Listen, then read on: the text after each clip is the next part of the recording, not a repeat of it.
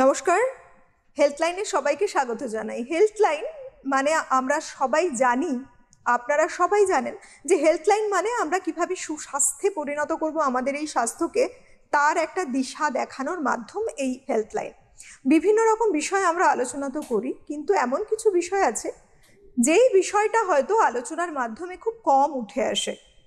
কেউ জানি, আবার কেউ এই বিষয়ে ওয়াকিবহল নই। অথচ এই ছোটোখাটো বিষয়গুলো যেগুলোকে মনে করছি সেগুলো অত্যন্ত গুরুত্বপূর্ণ একটি বিষয়, এবং এই বিষয়টাকে যদি আমরা সঠিক সময়ে সঠিক পদক্ষেপের মাধ্যমে ঠিক না করতে পারি, সময়ের সাথে তাল রেখে, এই সমস্যাগুলো অনেক বেশি বেড়ে যেতে পারে।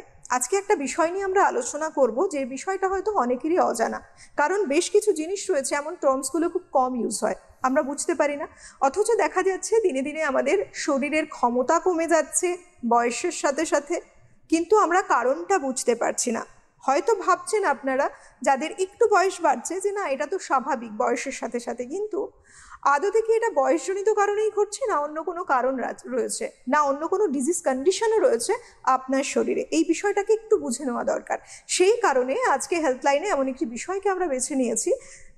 আজকের বিষয় থাকছে সার্কোপনিয়া, এবং যিনি এ বিষয়ে বিশদে আলোচনা করবেন আমাদের স্টুডিওতে উপস্থিত রয়েছেন doctor Debdeep Karak, MS DNB orthopaedic. অনেক স্বাগত ডক্টর আপনাকে। নমস্কার। এই যে বিষয়টা নিয়ে আজকে কথা বলছি, সার্কোপনিয়া, এই উচ্চারণটা বা এই টার্মসটা শুনেছেন হয়তো বহু কম মানুষ, তারা হয়তো জানেনই না। তাই প্রথমেই জানতে চাই যে আসলে বিষয়টা কি, কাকে বলছি আমরা সার্কোপনিয়া? সার্কোপেনিয়া একটা গ্রিক শব্দ, যার আক্ষরিক অর্থ হলো লস অফ ফ্লেশ, মানে বোঝায় শরীরে মাংসের পরিমাণ কমে যাওয়া। অর্থাৎ সার্কোপেনিয়া বলতে আমরা বুঝি শরীরে পেশির ক্ষয় এবং তার ফলে শক্তি হ্রাসের একটি অবস্থা। এটা সাধারণত বৃদ্ধ বয়স্কদের মধ্যে বেশি দেখা যায়, তবে অনেক ক্ষেত্রে বিশেষ বিশেষ অবস্থাতে এটা অনেক কম বয়সীদের মধ্যেও এখন দেখা যাচ্ছে। আচ্ছা, এটা কম বয়সের মধ্যেও দেখা যাচ্ছে, কারণটা কি বেসিক্যালি? তো সার্কোপেনিয়ার প্রধান এবং প্রাথমিক কারণ হলো আমাদের বয়স বৃদ্ধি, কিছুটা জেনেটিক ফ্যাক্টর এর জন্য দায়ী। এছাড়া বিশেষ কিছু কিছু কারণ আছে যা এই সার্কোপেনিয়াকে অনেকটা ত্বরান্বিত করে, এবং এটা অনেক কম বয়সীদের মধ্যেও দেখা যায়। এর মধ্যে সবথেকে গুরুত্বপূর্ণ হলো আমাদের এই সিডেন্টারি লাইফস্টাইল, আমাদের এই জীবনযাত্রাতে কর্মহীনতা বা পরিশ্রমহীনতা। আমরা এই যে ব্যস্ত জীবনে চলছি, আমাদের প্রত্যেক দিনের কাজের মধ্যে আমরা শরীরচর্চা করার সময়টুকু পাই না। এই ব্যাপারটা সার্কোপেনিয়াকে অনেকাংশে ত্বরান্বিত করে। এছাড়াও রয়েছে ওবেসিটি বা স্থূলতা। এই ওবেসিটি বা স্থূলতার জন্য আমরা বাইরে থেকে দেখতে অনেকটা বড় সড়ো হলেও শরীরে সার্কোপেনিয়া বা পেশিক্ষয় চলতে থাকে আন্ডারগ্রাউন্ডে, মানে আমরা সেটা উপলব্ধি করি না, কারণ আমাদের শরীরের চর্বির মোটা চাদর দিয়ে পেশিগুলো ঢাকা থাকে। এর ফলে ভেতর থেকে আমরা যে দুর্বল হয়ে পড়ছি সেটা আমরা উপলব্ধি করছি না। এছাড়াও রয়েছে শরীরে প্রোটিনের বা সঠিক নিউট্রিশনের অভাব। আমরা তো খাবার ভালো খাচ্ছি বলে মনে করছি, কিন্তু আমাদের শরীরে প্রোটিনের যে পরিমাণে খাওয়া উচিত সেই পরিমাণ প্রোটিন না খাওয়াও সার্কোপেনিয়ার একটা অন্যতম গুরুত্বপূর্ণ কারণ। একজন প্রাপ্তবয়স্ক মানুষকে তার প্রতি কেজি ওজন হিসেবে 1 গ্রাম থেকে 1.2 গ্রাম পর্যন্ত প্রোটিন খেতে হয়, যদি তার অন্য কোনো সমস্যা না থাকে। তাই ধরুন একজন 70 কেজি ওজনের প্রাপ্তবয়স্ক ব্যক্তিকে প্রত্যেক দিন অন্তত 70 গ্রাম প্রোটিন তার গ্রহণ করা উচিত। আবার এই 70 গ্রাম প্রোটিনের অর্ধেকটা মানে 50% অন্তত আসা উচিত হাই কোয়ালিটি প্রোটিন থেকে। আমরা হাই কোয়ালিটি প্রোটিন বলতে বুঝি যেগুলোতে এসেন্সিয়াল অ্যামাইনো অ্যাসিডগুলো সঠিক মাত্রাতে থাকে। তো ধরুন এই প্রোটিনেরই কথা যদি বলি, একটা ডিম থেকে আমরা প্রায় 6 গ্রাম মতো প্রোটিন পাই। 100 গ্রাম চিকেন থেকে আমরা মোটামুটি 20 থেকে 22 গ্রাম মতো প্রোটিন পাই। এছাড়াও ভেজিটেবল সোর্সের মধ্যে অন্যতম হলো টোফু বা চিজ, পনির, এগুলো থেকেও আমরা যথেষ্ট পরিমাণ প্রোটিন পেয়ে থাকি। সয়াবিন বা অন্যান্য ডালগুলোও প্রোটিনের উল্লেখযোগ্য গুরুত্বপূর্ণ উপাদান। এছাড়াও ভিটামিন ডি এর ঘাটতি সার্কোপেনিয়ার এক অন্যতম কারণ। আমরা তো প্রায় সূর্যালোকের গায়ে রোদ লাগাতে ভুলেই গিয়েছি। এই সূর্যালোক থেকে আমাদের ভিটামিন ডি তৈরিতে সাহায্য করে। তো আমাদের খাদ্যে উপযুক্ত পরিমাণে ভিটামিন ডি না থাকার জন্য পেশির ক্ষয় হতে পারে। এছাড়া দীর্ঘ রোগ ভোগ, যেমন ধরুন ক্যান্সার বা রিউমেটয়েড আর্থ্রাইটিস বা অনেক ক্ষেত্রে HIV, এই দীর্ঘ রোগ ভোগান্তির কারণে আমাদের শরীরে ইনফ্লামেশন বা প্রদাহ বিশেষভাবে বাড়তে থাকে এবং তা আমাদের পেশিক্ষয়কে অনেকাংশে ত্বরান্বিত করে। এর ফলে পেশির ক্ষয় যে গতিতে হওয়ার কথা তার থেকে অনেকটা বেড়ে যায়। আমরা এই যে একটা ক্ষয়জনিত যখন বিষয়টা বুঝি, আমরা আরও একটা কথা উল্লেখ করি, যেহেতু এটা মাসেল ওরিয়েন্টেড বিষয় কথা হচ্ছে, সেক্ষেত্রে অ্যাট্রপি এবং সার্কোপেনিয়া দুটোর মধ্যে ফারাকটা ঠিক কতটা? অ্যাট্রফি বলতে বোঝায় একটা পেশির মধ্যে তার যে কন্ট্রাক্টাইল এলিমেন্টসগুলো ছিল সেই এলিমেন্টসগুলো আস্তে আস্তে কমে যায়, সেইগুলো কমে যাওয়া। আর সার্কোপেনিয়াতে পেশির টোটাল ভলিউমটা হ্রাস পাচ্ছে এবং কন্ট্রাক্টাইল পাওয়ার দুটোই কমে যাচ্ছে। আচ্ছা, আমরা বেসিক্যালি কোন বয়সে ধরতে পারি যে এই বয়সটা একটা সঠিক সময় যে সার্কোপেনিয়া এটা খুব নর্মাল একটা ব্যাপার, এটা এই বয়সে হয়, এবং কোন বয়সটাকে মনে হয় যে না এর পেছনে আসলে কোনো ডিজিজ জুড়ে থাকতে পারে? সার্কোপেনিয়া আসলে 60 ব্যক্তিদের মধ্যে আমরা দেখতে পাই। এই প্রবীণ নাগরিকদের মধ্যে এই সার্কোপেনিয়া দেখতে পাওয়াটা স্বাভাবিক ব্যাপার বলে ধরতে পারি। তবে এটা পুরুষ এবং মহিলা দুজনকেই মানে আক্রান্ত হতে পারেন। এছাড়াও আমরা বিশেষ বিশেষ ক্ষেত্রে দেখেছি কম বয়স্কদের মধ্যেও সার্কোপেনিয়া দেখা যাচ্ছে। আমাদের 30 বছর বয়স পর্যন্ত শরীরে মাসেল গ্রোথ হতে থাকে, এর ফলে আমাদের শরীরে বিল্ডিং তৈরি হয়, শরীর পেশিবহুল হয়। 30 বছর বয়স পার হওয়ার পর থেকেই প্রত্যেক 10 বছরে অর্থাৎ 30 থেকে 40-এর মধ্যে আমরা প্রায় 3 থেকে 5% শরীরের পেশির পরিমাণ হারিয়ে ফেলি। আচ্ছা, আবার যখন এই আমাদের বয়সটা 60 বছর অতিক্রম করে তখন এই মাসেল লসের যে গতিটা অনেকটা দ্রুততম হয়ে ওঠে। আমরা দেখেছি 60 থেকে 70 বছর বয়স্ক ব্যক্তিদের মধ্যে সার্কোপেনিয়ার প্রিভ্যালেন্স প্রায় 11-12%। আবার যখনই এই বয়সটা 80-র কাছাকাছি চলে যায় তখন এই প্রিভ্যালেন্সটা প্রায় 50%-তে পৌঁছে যায়। আচ্ছা, আজকে আমরা এইরকম একটা বিষয় রেখেছি যে বিষয়টা অনেকটা হয়তো বহু মানুষ হয়তো অনেক কমই শুনেছেন, অথচ কতখানি গুরুত্বপূর্ণ। এবার আমি বিষয়ে একটু জানতে চাইবো যে ডক্টর, আসলে এই বিষয়টা নিয়ে আলোচনা করা এতটা গুরুত্ব কেন বর্তমান সময়ে দাঁড়িয়ে? সময়ের সাথে সাথে তাল রেখে দেখা যায় একটা ক্ষয়জনিত ব্যাপার চলেই আসে প্রত্যেকটা মানুষের শরীরে, এটা খুব একটা কমন একটা ব্যাপার, কিন্তু তবুও এতটা গুরুত্ব দিচ্ছি আমরা কেন? সার্কোপেনিয়ার জন্য আমাদের যে শরীরে শুধুমাত্র পেশির ক্ষয় বা দুর্বলতা দেখা দিচ্ছে শুধু তাই নয়, সার্কোপেনিয়ার থেকে আরও বিশেষ কয়েকটি রোগ যা এর সাথে সম্পর্কিত, তা হলো ডায়াবেটিস মেলাইটাস। এই সার্কোপেনিয়া ডায়াবেটিস মেলাইটাসকে অনেকাংশে প্রভাবিত করে। এছাড়াও স্নায়বিক বৈকল্য বা নার্ভের প্রবলেম, হার্টের সমস্যা, অস্টিওপোরোসিস সার্কোপেনিয়ার সাথে জড়িত। তো একজন বয়স্ক মানুষ, প্রবীণ নাগরিক, সে যদি নিজের কাজটা নিজে করতে পারে তবেই সে সুখী থাকবে। আর দৈনন্দিন জীবনে সে যদি নিজের কাজটা নিজে করতে না পারে, একজন অন্যের উপর নির্ভর করতে হয়, তাহলে তার মধ্যে আসে একটা নির্ভরতা, এর ফলে তাকে গ্রাস করে বিষণ্ণতা। এছাড়াও এই ডায়াবেটিস বা স্নায়বিক দুর্বলতা বা ব্যালেন্সহীনতা, তাতে পড়ে গিয়ে হাড় ভেঙে যাওয়া, এই সমস্যাগুলো তো রয়েইছে। তো এই জন্য সার্কোপেনিয়া খুব গুরুত্বপূর্ণ। তবে সুখের ব্যাপার এটাই যে সার্কোপেনিয়াটা সময় মতো যদি আমরা হস্তক্ষেপ করি, এটা অনেকাংশে নিয়ন্ত্রণ করা যায় এবং প্রতিরোধও করা যায়। আচ্ছা, এটা একটা ভালো দিক বলতে হবে। সেটা কি বয়স্কদের ক্ষেত্রেও প্রতিরোধ করা সম্ভব? হ্যাঁ, এটা বয়স্কদের ক্ষেত্রেও প্রতিরোধ করা যেতে পারে। কেন ডক্টর এটা মনে এলো? তার কারণ আমরা জানি যে যখনই একটা মানুষের বয়স বাড়তে থাকে তখন কিন্তু অনেক ক্ষমতাগুলো কমে আসে, ন্যাচারালি সেল টিস্যু নানা রকম চেঞ্জেস হয়, এবং এই সময় রিকভারিটা খুব খুব মানে ধীরে ধীরে হয় যে কোনো জিনিসের। সেই ক্ষেত্রে এই যে আমরা এটাকে বলছি সার্কোপেনিয়া, এটা কি আদৌ প্রোটেক্ট করা সম্ভব? হ্যাঁ, অনেকাংশে এটা প্রোটেক্ট করা যায় এবং নিয়ন্ত্রণ করা যায়। আমাদের যখন বয়স বাড়তে থাকে তখন আমাদের শরীরে যে হরমোনগুলো পেশির জন্য দায়ী, যেমন growth hormone, insulin like growth factor 1 বা টেস্টোস্টেরন, ইস্ট্রোজেন, এগুলোর পরিমাণ আস্তে আস্তে কমতে থাকে। কিন্তু তা সত্ত্বেও আমাদের শরীরের পেশির পরিমাণ আমরা ঠিক রাখতে পারি এবং তা ক্ষয়টাকে অনেকাংশে কমাতে পারি যদি আমরা ফিজিক্যাল অ্যাক্টিভিটি করি, আমরা জীবনে প্রত্যেক দিন যদি ডায়েটটা ঠিকভাবে কন্ট্রোল করতে পারি। এছাড়াও কিছু কিছু বিশেষভাবে গুরুত্বপূর্ণ হলো আমাদের কিছু কিছু সাপ্লিমেন্ট দরকার পড়তে পারে, যেমন ভিটামিন ডি। তো আমরা আমাদের এই কর্মব্যস্ত জীবনের মধ্যে যখন একটা 10 মিনিটের দূরত্ব অটোতে চলে যায়, তাহলে কি হয়, আমাদের শরীরে যেটুকু হাঁটার দরকার অন্তত 30 মিনিট প্রত্যেক দিন হাঁটা উচিত। তো এই হাঁটার পরিমাণটা কমে গেল, তো আমাদের উচিত যে দূরত্বটা পায়ে হেঁটে যাওয়া সম্ভব সেই দূরত্বটা হেঁটে যাওয়া। ধরুন আপনি অফিসে যাচ্ছেন, গ্রাউন্ড ফ্লোর থেকে ফার্স্ট ফ্লোরে লিফট আছে, আপনি লিফট ব্যবহার না করে যদি একটু হেঁটে কষ্ট করে সিঁড়ি বেয়ে ওঠেন, তাতে আপনার শরীরে পরিশ্রম একটু হলো, পেশিগুলো একটু মজবুত হলো, পেশির ক্ষয়ের পরিমাণটা হ্রাস পেল, আচ্ছা। এবং তার সাথে সাথে আপনার একটু কার্ডিও এক্সারসাইজ হলো। এর ফলে সব দিক থেকে আপনি বেনিফিট পেতে পারেন। এছাড়াও ব্যস্ততম শিডিউলের মধ্যে থেকে আপনাকে কিছুটা সময় বার করতে হবে, যদি আপনি পারেন তাহলে একটু ফিজিক্যাল অ্যাক্টিভিটি করতে হবে।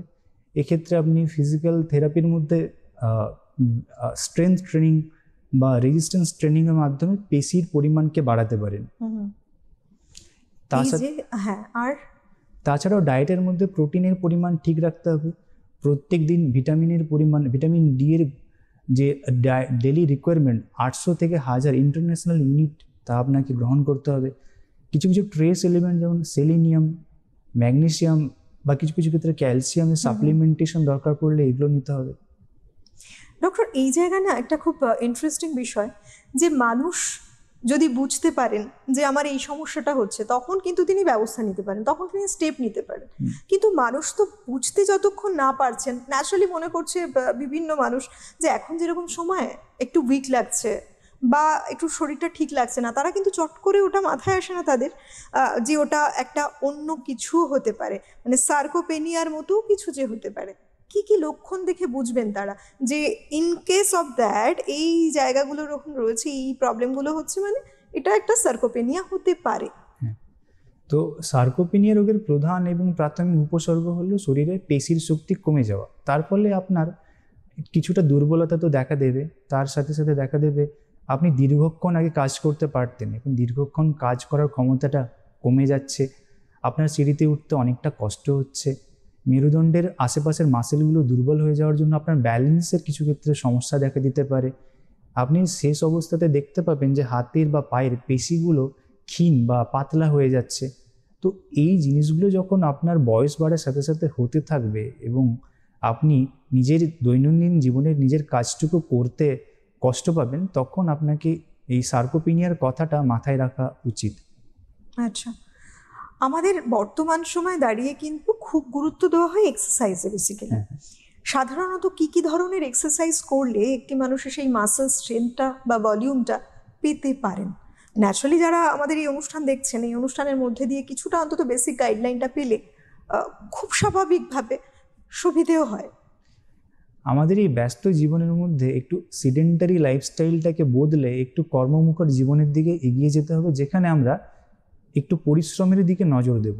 তো সেক্ষেত্রে আমাদেরকে সব দিন যে জিমে যেতে হবে তাই নয়, আমরা একটু যদি হাঁটাচলা করতে পারি, প্রত্যেক দিন অন্তত 30 মিনিট হাঁটতে পারি, তা আমাদের জন্য খুব গুরুত্বপূর্ণ। সপ্তাহে 7 দিন না হলে অন্তত 5 দিন যদি 30 মিনিট করে আমরা হাঁটি, তাহলে আমাদের পায়ের পেশিগুলো তার মজবুত হবে এবং তাতে যে ক্ষয়ের যে গতিটা অনেকটা কমে যাবে। এছাড়াও আমাদের যে চিরাচরিত ব্যায়ামগুলো আছে, যেমন আমাদের শরীরের ওজনটাকে ব্যবহার করে রেজিস্ট্যান্স ট্রেনিংয়ের মাধ্যমে কিছু কিছু শরীরের মাসেলগুলোর উপরে আমরা তাকে ট্রেনিং করে শক্তিশালী করতে পারি, যেমন বৈঠক বা স্কোয়াট। তাতে আমাদের পায়ের সামনের দিকে কোয়াড্রিসেপস বা পেছনে হ্যামস্ট্রিং, পায়ের কাফ মাসেল, এটা একটা কম্পাউন্ড এক্সারসাইজ। তো অনেকগুলো মাসেলকে একসাথে ট্রেনিং করা যায় এবং এতে আমাদের পায়ের এই পেশিগুলোর শক্তি বাড়ে, পেশিগুলোর ক্ষয়ের পরিমাণটা অনেকটা কমে যায়। এর সাথে সাথে আমরা ডন টানতে পারি, অনেক সময় ওপরে কোনো ঝোলার জায়গা থাকলে সেই নিচ থেকে শরীরটাকে টেনে ওপরে তুলতে পারি। এই বেসিক কয়েকটা এক্সারসাইজ করতে পারি। তাছাড়াও একটু অ্যাডভান্স লেভেলে গেলে রেজিস্ট্যান্স রোপ পাওয়া যায়, যেগুলো দিয়ে আমরা একটু এক্সারসাইজ করতে পারি বা সময় পেলে জিমে যেতে পারি। তবে এক্ষেত্রে আমি বলবো, সিডেন্টারি লাইফস্টাইল থেকে হঠাৎ করে জিমে না গিয়ে প্রথমে একটু কার্ডিওভাস্কুলার এক্সারসাইজের দিকে নজর দিন। তারপর আস্তে আস্তে শরীরটা যখন একটু আপনার এক্সারসাইজটাকে টলারেট করতে পারবে, আপনার এন্ডিউরেন্স বাড়বে, তখন ওই ভারোত্তোলন বা ডাম্বেল বারবেল নিয়ে এক্সারসাইজের কথা ভাবতে পারেন। তবে অবশ্যই একজন ট্রেনার থাকা উচিত, বা আপনার স্বাস্থ্য পরীক্ষা করে নেওয়া উচিত, হার্টের কোনো সমস্যা আছে কিনা সেটা একটু দেখে নেওয়া উচিত। সেক্ষেত্রে আপনার ফিজিশিয়ানের সাথে পরামর্শ করে নেওয়াটাও খুব ইম্পর্ট্যান্ট। এই জায়গাটা কিন্তু অত্যন্ত গুরুত্বপূর্ণ একটি জায়গা বলেই মনে হয়, কারণ মানুষ হঠাৎ করে মনে করলেন, ইনস্ট্যান্ট তার মনে হলো যে এবার তাকে স্বাস্থ্য সচেতন হতে হবে, সুতরাং সঙ্গে সঙ্গে একটা হেভি এক্সারসাইজ শুরু করে দিল। অনেকেই আছেন এমন, কিংবা বহু মানুষ দেখছেন যে হ্যাঁ দৌড়চ্ছে, তাদের ফিজিক্যাল হেলথটা দেখে আমার মনে হচ্ছে খুব ভালো, একটা হেলদি ব্যাপার রয়েছে, গঠনটা খুব সুঠাম, তার মনে হলো ইনস্ট্যান্ট যে না আমাকে এবার চেঞ্জ করতে হবে। এটা বোধহয় ঠিক নয়। না, হঠাৎ করে কোনো কিছু করা ঠিক নয়। আস্তে আস্তে আপনাকে নিজের ওজন বুঝে কাজ করা যে কথাটা বলা হয়, সেরকমভাবেই হঠাৎ করে কোনো কাজ করবেন না। যদি আপনার বয়স একটু 40 পার হয়ে যায়, তো আপনার ফিজিশিয়ানের সাথে পরামর্শ করেই জিম করা উচিত বা ওয়েট ট্রেনিং করা উচিত। আপনি কার্ডিওভাস্কুলার এক্সারসাইজের ক্ষেত্রে হাঁটা চলা বা জগিং এগুলো করতে পারেন, তবে প্রথম দিনেই পুরোপুরি বেশি মাত্রায় করবেন না। তার কারণ তাতে যে শরীরে ব্যথাটা হবে, তার পরের দিনে আপনার যাওয়ার মোটিভেশনটাই তাতে চলে যাবে। তো তাই সব থেকে ভালো উপায় আস্তে আস্তে বাড়ান, একটু একটু করে আপনার নিজের ক্ষমতার মধ্যে থেকে ফিজিওলজিক্যাল লিমিটটাকে পুশ করুন। এর ফলে আপনার শরীরে মোটিভেশনটাও যেমন থাকবে এবং আস্তে আস্তে শরীরটা অ্যাডাপ্টেশন করে, অভিযোজন করে আপনার এক্সারসাইজ করার ক্ষমতাটা অনেকাংশে বেড়ে যাবে। আমরা বেসিক্যালি যখন চলাফেরার কথা বলি এবং শক্তির কথা বলি, না হাঁটা চলা কোনো কাজ করা সব ক্ষেত্রেই কিন্তু আমাদের মিনিমাম একটা এনার্জির প্রয়োজন, এবং শরীরে এই যে বললেন হঠাৎ করে চলতে গিয়ে বারবার কেউ পড়ে যাচ্ছে, কিংবা অন্য কোনো সমস্যা হচ্ছে, হাড় ভেঙে যাচ্ছে, আমরা একটা টার্ম জানি যেটাকে বলি অস্টিওপেনিয়া বলে। অস্টিওপেনিয়া এবং একটাকে বলছি আজকে যে বিষয়টা সার্কোপেনিয়া, এই দুটোই কিন্তু আলাদা জিনিস হিসেব মতো, তাই না? অস্টিওপেনিয়া আমরা কোনটাকে বলছি? এই দুটো অঙ্গাঙ্গিভাবে একসাথে জড়িত। অস্টিওপেনিয়া বলতে হাড়ের একটা ক্ষয়ের অবস্থা বোঝায়, যে যাতে হাড়ের যে বোন মিনারেল ডেন্সিটি, হাড়ের যে উপাদান, সেগুলো হাড়ের মধ্যে থেকে কমে যায়, এর ফলে হাড় ভঙ্গুর এবং দুর্বল হয়ে পড়ে। সার্কোপেনিয়াতেও মোটামুটিভাবে একই রকমভাবে মাসেলের পরিমাণ, তার মাসেলের মধ্যে যে উপাদান সেগুলো কমে গিয়ে মাসেলের পাওয়ার কমে যায় এবং তার ভলিউম কমে যায়। এই দুটো একসাথে সম্পর্কিত, এবং সার্কোপেনিয়া এবং অস্টিওপেনিয়া দুটো পরস্পরের সাথে একটা অন্যটাকে প্রভাবিত করে। আচ্ছা, সুতরাং সতর্ক থাকতে হবে, যে কোনো একটা যেটাই হোক না কেন সেটাকেই ঠিক করতে হবে। কোথায় গিয়ে ঠিক করবেন, অবশ্যই একজন ফিজিশিয়ানের সাথে পরামর্শ করে ঠিক করতে হবে। ডক্টর যেমন বললেন, বেশ কিছু লক্ষণ, বেশ কিছু সিমটম যেগুলো আমাদের শরীরে জানান দিয়ে যায় যে এই প্রবলেমটা কিন্তু আসতে চলেছে বা এই প্রবলেমটা রয়েছে, তখন আর দেরি নয়, ওই সময় অবশ্যই ব্যবস্থা নেওয়া উচিত। কারণ যত আগে আমরা ব্যবস্থা নিতে পারি, তত তাড়াতাড়ি কিন্তু সেরে ওঠার একটা সম্ভাবনাটাও বেড়ে যায়। আর যত দেরি করা হয়, যে কোনো জিনিস সমস্যা দিনে দিনে বাড়তে বাড়তে এমন একটা জায়গায় গিয়ে পৌঁছায়, হয়তো দেখা গেল যে সেটা একটা ক্রুশিয়াল ফেজ আদতে। তো এইটাকে খুব ভাবা উচিত। ডক্টর, বেসিক্যালি যখন পায়ে ব্যথা হয়, নানা রকম পেইন হচ্ছে, বা দেখা যাচ্ছে বোনসে কোনো রকম প্রবলেম, তখন বলা হয় মাসেলটাকে শক্ত করার জন্য বেশ কিছু ব্যায়াম করো, এক্সারসাইজ করো, কারণ মাসেলটা তখন তাকে সাপোর্ট দিচ্ছে। হাড় মাসেল দুটো একসাথে যখন সঠিকভাবে কাজ করছে, মুভমেন্ট পসিবল। তো সেক্ষেত্রে যদি মাসেল উইক হচ্ছে বোনস ঠিক আছে, সেটাও একটা প্রভাব ফেলে। বোনস উইক হচ্ছে, মাসেল ঠিক আছে, মানে দুটোর ক্ষেত্রেই প্রভাব পড়ে, মাসেল উইক হোক বা বোন উইক হোক। এবার আমি জানতে চাই বেসিক্যালি যে বোনসের তো উইক হওয়ার অনেকগুলো কারণ আছে, সেগুলোই বা কি, আর মাসেল উইক হয়ে যাওয়ার কারণগুলোই বা কি? কারণ প্রিভেনশনটা বিশেষ করে প্রয়োজন। এক্ষেত্রে বোনস এবং মাসেল দুটোরই উইক হয়ে যাওয়ার আমাদের এই সিডেন্টারি লাইফস্টাইলের প্রধান কারণ হলো পরিশ্রমহীন অবস্থা। আমরা শরীরচর্চা করি না, এর ফলে আমাদের যে শরীরে বোন মিনারেল ডেন্সিটির মাধ্যমে হাড় তৈরি হয় বা যে খনিজ পদার্থগুলো জমে হাড় তৈরি হচ্ছে, এগুলোর পরিমাণ হাড়ের মধ্যে কমতে থাকে, মাসেলের মধ্যে প্রোটিনের পরিমাণ কমতে থাকে। আমাদেরকে এইগুলো প্রোটেক্ট করতে গেলে এগুলোকে ব্যবহার করতে হবে, অর্থাৎ শরীরচর্চা করতে হবে। উপযুক্ত পরিমাণে ডায়েটারি সাপ্লিমেন্টেশন দরকার পড়লে নিতে হবে। প্রোটিন জাতীয় খাবারের পরিমাণ উপযুক্ত মাত্রায় নিতে হবে, অর্থাৎ 1 গ্রাম থেকে 1.2 গ্রাম প্রতি কেজি বডি ওয়েট হিসেবে আমাদেরকে প্রত্যেক দিন খেতে হবে। তো এই প্রোটিন জাতীয় খাবার হলো শরীরের বিল্ডিং ব্লক। যেরকম ইট দিয়ে বাড়ি তৈরি হয়, সেরকম প্রোটিন জাতীয় জিনিস দিয়ে আমাদের শরীর তৈরি হয়। তো এই প্রোটিন জাতীয় খাবারকে সঠিক মাত্রায় খেতে হবে এবং তা নির্দিষ্ট মানে কোয়ালিটি মেনটেন করে প্রোটিন জাতীয় খাবার খেতে হবে। এছাড়া সাপ্লিমেন্ট হিসেবে ভিটামিন ডি বা ক্যালসিয়াম এই জাতীয় খাবারগুলোকে আমাদেরকে খেতে হবে। যদি কোনো দীর্ঘ রোগ ভোগের ব্যাপার থাকে, ধরুন আমাদের ডায়াবেটিস আছে বা ক্যান্সার আছে, তো সেইগুলোর উপযুক্ত চিকিৎসা করতে হবে। তো এই চিকিৎসার মাধ্যমে আমাদের শরীরে যে ইনফ্লামেশনগুলো চলছে, এই ইনফ্লামেশনের মতো অবস্থাটাকে কমাতে হবে। তো এইভাবে আমরা আমাদের শরীরের হাড় এবং পেশি দুটোকেই আমরা সতেজ রাখতে পারি এবং কর্মক্ষম থাকতে পারি নিজেরা। বেশ, এই যে আমরা সার্কোপেনিয়া বলছি, এটাকে ডায়াগনোসিস কিভাবে পসিবল? কারণ আমরা একটা জিনিস জানি, প্রথমে একটা সঠিক ডায়াগনোসিস হলে তারপরেই কিন্তু ট্রিটমেন্ট পদ্ধতি এগিয়ে চলে এবং সময় একটা নির্দিষ্ট সময় পরে সঠিক ট্রিটমেন্টের মাধ্যমে মানুষটি সেরে উঠতে পারেন। সার্কোপেনিয়া ডায়াগনোসিস করার জন্য সবথেকে বেশি গুরুত্বপূর্ণ হলো রোগটার হিস্ট্রি নেওয়া, মানে পেশেন্টের হিস্ট্রি নেওয়া, তার সাথে ক্লিনিক্যাল এক্সামিনেশন, ফিজিক্যাল এক্সামিনেশনের মাধ্যমে আমরা এই সার্কোপেনিয়া ডায়াগনোসিস করতে পারি। রোগীকে প্রশ্ন করে জানতে পারি, একটা স্কোরিং সিস্টেম আছে SARCF, তো এই স্কোরে 10-এর মধ্যে যদি 4 স্কোর হয় তা সার্কোপেনিয়ার দিকে নির্দেশ করে। এছাড়া আমরা কিছু কিছু ক্লিনিক্যাল টেস্ট করে সার্কোপেনিয়া আছে কিনা সেটা মোটামুটি ধারণা করতে পারি। আচ্ছা, এটার কি কোনো স্টেজ আছে? মানে যে কোনো জিনিস প্রথমে একটা স্টার্টিং হলো, মিডলে দেখা যাচ্ছে ডিটোরিয়েট করছে, আর একটা এক্সট্রিম ফেজ, এরকম কোনো স্টেজ? এটাকে মোটামুটি 3টি স্টেজে ভাগ করতে পারি। প্রথমটাকে বলা হয় প্রবাবল সার্কোপেনিয়া, যেখানে আমরা সার্কোপেনিয়া ভাবছি এবং তা সম্ভবত সার্কোপেনিয়া। পরের স্টেজটা আছে সার্কোপেনিয়া, মানে যেখানে সার্কোপেনিয়া হয়েছে বলে ধরে নেওয়া যায়। পরের স্টেজটা হলো সিভিয়ার সার্কোপেনিয়া, যেখানে সার্কোপেনিয়ার সাথে অন্য একটা রোগ আছে, যে দুটো মিলে পেশেন্টটাকে কাবু করছে। তো সার্কোপেনিয়া ডায়াগনোসিস করার জন্য আমরা রোগীকে বলি, এই ধরুন একটা চেয়ার, এই চেয়ারে হাতলটাতে হাত না দিয়ে 30 সেকেন্ডের মধ্যে তাকে উঠতে বলবো, বসতে বলবো, কতবার উনি করতে পারছেন। সাধারণভাবে আমরা দেখেছি 8 থেকে 10 বার একজন সুস্থ মানুষ করতে পারেন, তবে বয়স বাড়লে এই 8 থেকে 10 বারের করতে পারাটা অনেক ক্ষেত্রে অসুবিধার মধ্যে পড়ে। আবার একজন ব্যক্তিকে বলি যে আপনি 12 ফুট 13 ফুট বা 4 মিটার দূরত্ব আপনার নিজের হাঁটার গতিতে হেঁটে যান, সরল রৈখিক দূরত্ব আপনি অতিক্রম করুন। এক্ষেত্রে হাঁটার যে গতিটা সেটা আমাকে দেখতে হয়। যদি হাঁটার গতি থাকে 0.8 মিটার পার সেকেন্ডের কম, তা সার্কোপেনিয়াকে নির্দেশ করতে পারে। তাছাড়া হাতের এই মুঠি বা গ্রিপ স্ট্রেংথ, এই গ্রিপ স্ট্রেংথ পরীক্ষা করা যায়। তো এই গ্রিপ স্ট্রেংথ পুরুষ এবং মহিলাদের আলাদা আলাদা হয়। পুরুষদের ক্ষেত্রে বলা হয় 26 কেজি বা মহিলাদের ক্ষেত্রে 16 কেজি। তার থেকে কম হলে সার্কোপেনিয়ার দিকে নির্দেশ করে।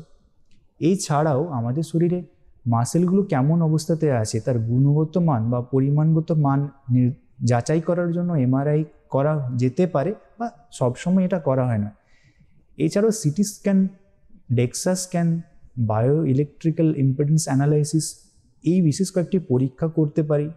তাছাড়াও কিছু কিছু রক্ত পরীক্ষা আছে যেগুলোর মাধ্যমে আমরা ESR, CRP, এগুলো ভিটামিন ডি এর লেভেল, এগুলো যাচাই করে দেখতে পারি, যা সার্কোপেনিয়াকে কিছুটা নির্দেশ করতে পারে।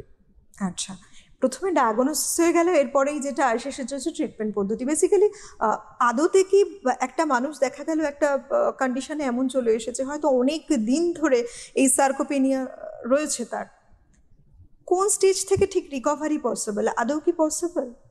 হ্যাঁ, সার্কোপেনিয়া যে কোনো স্টেজ থেকেই কিছুটা তো ইমপ্রুভমেন্ট করা যেতে পারে। তবে US FDA দ্বারা কোনো ওষুধকে এখনো অনুমোদন দেওয়া হয়নি যেটা সার্কোপেনিয়ার জন্য আমরা ডাইরেক্ট ব্যবহার করতে পারি। সাপোর্টিভ থেরাপি হিসেবে হরমোন যেগুলো কমে যায় তার রিপ্লেসমেন্ট করতে পারি। তবে এগুলোর থেকে বেশি জোর দেওয়া যায় ফিজিক্যাল অ্যাক্টিভিটির ওপর, ফিজিওথেরাপির ওপর, সঠিক ব্যালেন্স ডায়েটের ওপর, নিউট্রিশনের ওপর, এবং ভিটামিন ডি সাপ্লিমেন্টেশন বা calcium supplementation, selenium, magnesium, multi মিনারেলসগুলো, উপযুক্ত ঘুম খুব গুরুত্বপূর্ণ আমাদের মাসেল রিকভারির জন্য। ঘুমের সাথে কোথায় রিলেট করে যাচ্ছে? কারণ ন্যাচারালি এখন যেরকম ফাস্ট লাইফ, বেশিরভাগ মানুষই দেখা যায় অনেক লেট নাইটে তারা ঘুমোতে যাচ্ছেন এবং সকালেও একটা ব্যস্ততার মধ্যে রয়েছেন, এবং দীর্ঘদিন কিন্তু এটা চলছে। যাদের এইরকম একটা লাইফস্টাইল, তাদের কি এই পসিবিলিটি অনেক বেড়ে যাচ্ছে যে অনেক কম বয়সে তাকে সার্কোপেনিয়া গ্রাস করতে পারে? এটা কি আদৌ? হ্যাঁ, এটা সম্ভাবনা আছে। আমাদের শরীরে প্রত্যেক দিন যে মাসেলগুলোর একটু একটু করে ভেতরে টিয়ার বা জখম হয় হাঁটা চলা পরিশ্রমের মাধ্যমে, এগুলো রিকভারিও হয়। প্রকৃতির নিয়মে আমাদের রাত্রিটাকে দেওয়া হয়েছে এই রিকভারির সময় হিসেবে। আচ্ছা, তো আমরা এই শরীরটাকে যদি ঘুমানোর মাধ্যমে সেই রিকভারির সময়টুকু ঠিকভাবে না দিতে পারি, তাহলে ক্ষয় যেটা হলো সেটা রিকভারি হবে না। রিকভারি না হলে আস্তে আস্তে শরীরে পেশির পরিমাণ কমতে থাকবে, এর ফলে আমাদের দেখা দেবে সার্কোপেনিয়া।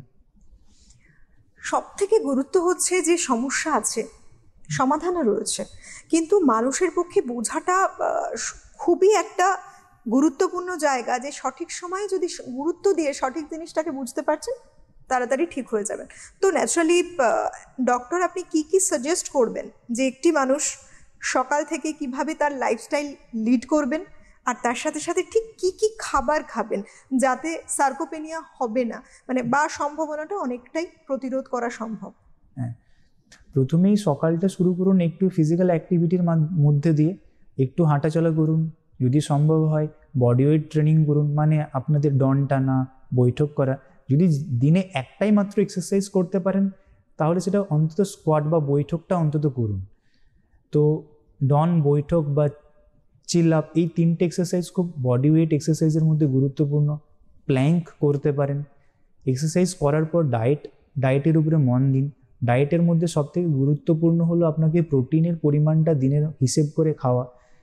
হাই কোয়ালিটি প্রোটিনের উপরে জোর দেওয়ার চেষ্টা করুন।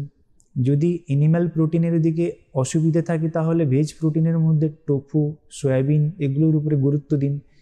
এছাড়া রইল কিছু কিছু জাঙ্ক ফুডের উপরে নিষেধাজ্ঞা। ধরুন আপনি বাইরে থেকে খেলেন কোলা বা হাইলি প্রসেসড ফুড বা ম্যাগি জাতীয় খাবার, এগুলোকে পুরোপুরি বর্জন করুন।